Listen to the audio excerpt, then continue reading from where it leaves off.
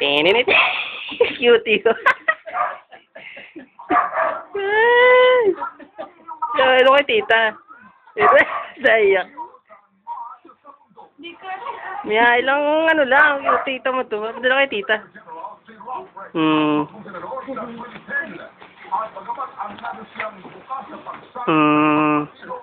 Ano pangalan yan? Ni ano? Ni Cutie? Michelle.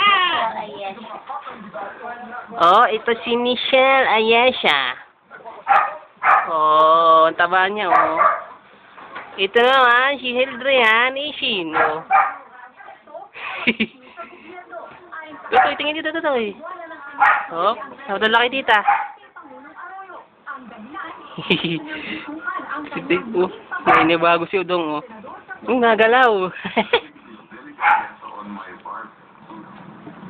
Like I said, none of you expect me to resign until the last day of filing. But when Si Cutie, oh, galaw ng galaw.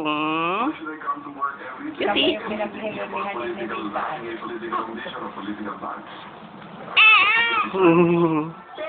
Tay. 7 elections ay sa partido ng administrasyon siya tumakbo bilang senador at natalo. Ngayon, sinabaga nagdadalawang isip ito. Ito lagi antok. naman daw kasi siya ng immunity. Laging tulog. Si Cutie, exercise. Mula sa iba't ibang partido kasama na ang oposisyon.